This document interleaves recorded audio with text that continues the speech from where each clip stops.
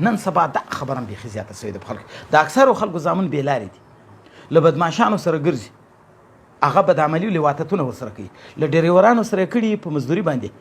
کلینډر وي هغه بدعملي ورسره کوي په هوټلو کې اچولي وي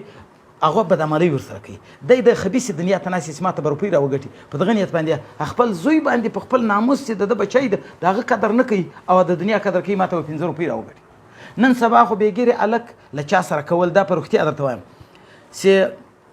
سړی د احتیاط پکې کوي په یوه ځای کې دې له چا سره نه کوي ځکه نه یقیني که په ډریور باندې اعتبار وي نه په هوټل اعتبار شته نه په دغه دیاړي د مزدوري په وال اعتبار شته نه په د ملګریو اعتبار شته چې دا کوم ملګري چې در لېږي ملګري سره لېږي اوس ما هلته ولیدو په کچلاخ کې یو کاسر وړکی و غریب خوا مې هم خدای ته ډېره په بده سوه بېګیري و ما یو بل کس څو کسان نور ناستو چې خړ په ډنګولي ما له کومه راغلي و له ایرانه راغلو د افغانستان و له ایرانه دی راغلی و بېګیري و تللی و دا ټیم یې تېر کړی اوس راغلی که له پردو خلکو سره ایران ته لاړ شي هلته مزدورۍ کوي په دا بدعملیو پسې لګیا په هوټل کې مزدور کې هغه تنخواه ورکوي په اخر په دا بدعملي پسې ورسره لګیا په ډریوري کې ولګوي په بدعملي پسې ورسره لګیا په دوکانو کې ولګوي په دغو کیسو ورسره لګیا یو چې د نیک سړي سره یې ولګوي چې دینداره سړی وي ستا په باندې اعتماد خبره خلاصه ده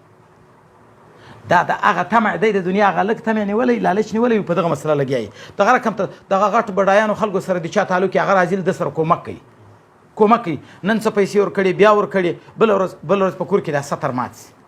د ده له ښځې سره کښېني ها خو طبعا د هغه خو اخو یې غټه وایي ځکه پیسې ورکوي نو هغه یې غټه په وایي د ده که ښځه یي که اولاد یې په هغو په طبیعت کې انکسار وي ورته عاجز هر وخت اخر په زنا لګیا سي ډېر ځای دغه پېښ شو په دا دیره کې و یو سړي د ځان دپاره دیکان نیولی و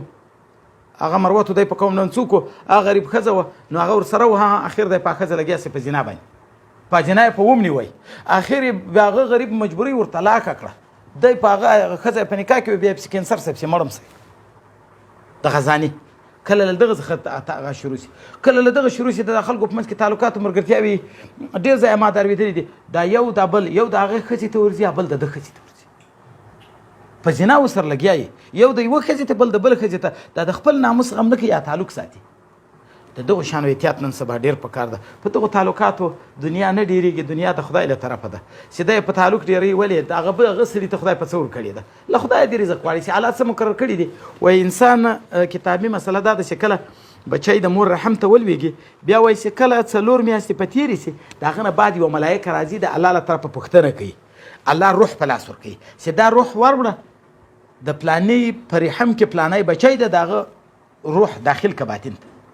دغه ملایکه په هغه ورځ 4 خبرې ورته کېږي یو دا چې دا بچی به سعید وي که به شقي وي مسلمان که کافر فاسق که مؤمن که پاک مؤمن یوه خبره ده په هغه ورځ فیصله شي بل دا چې دا سړی به په کم وخت کې مري پلانې ټیم کې اجل د بس تر ژوند مخته یې اجل ولیکل شي بیا شاته مخته راځي بل دا ولیکل شي چې د ده سړي به کاروبار څه دا به علم کوي دا به ډاکټري کوي دا به زمینداري کوي که تاسو فکر کړی دا ځینې خلک بچی علم ته واچوي خوارۍ تکلیفونه ملا سي نه سي ملا وجه دا یې چې هلته نه دي لیکل سوي په ازل کې کاروبار یې ولیکلي څلرم دا د رزق ولیکي چې دغه رزق به د ده وي رزق خوراک جامې اولاد ښځې د سړي حاجت ته وایي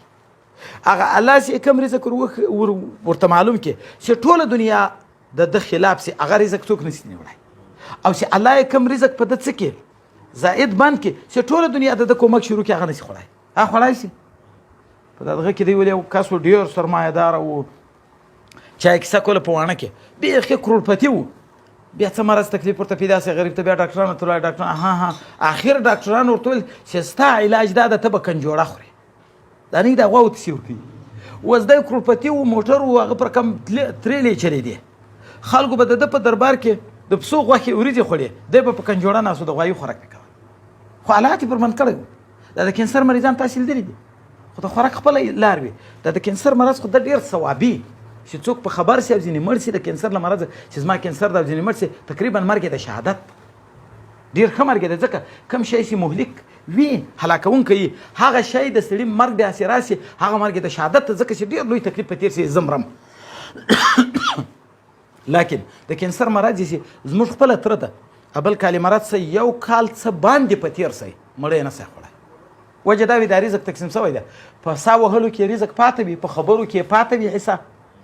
مثلا په نظر کې پاته وي د خوراک دا پرسه وایي چې پرایس کینسر یو شی هم نه تېرېږي یو کال څه باندې یې په تېر کړو یو شی نه تېرېدی ډریپان به یې ورکول خوراک یې بند و نور ژوندی و تر یو کال زیات ټیم یې تېر کړ بیا وفات سو خو الله پر بند کوي رزق یې نور په خوراک کې نه و د هر ملایکه وایي راځي خپل ټیم د سترګو ملایکه راسي چې له ما سره د نور نظر ختم سوی دی چې کله ناوخته سي د خوراک والا راسي هغه ورته له ما سره د نور خوراک ختم سوی دی اخري دسخط وسی د چکاک والا راسي هغه ورته له ما سره د نور چکاک ختم سوی دی اخري دسخط وسی د قدمو والا راسي هغه ورته پنځه کې د نور قدمونه نسته د سا والا راسي هغه ورته نور د سا نسته دا د عرش خپل ملایکه مقرر دي چې کله د انسان ټیم پر کېږي ملایکه ورته راځي ورته وایي خو کله کم شی مخته تر بل شي مخته پرسي خو د کینسر والا یو کال پروت خوراکي خدای پاک نور رزق نه لري کړی دی د دا رزق د غم د پاره خپل ناموس باندې دا رخصان وي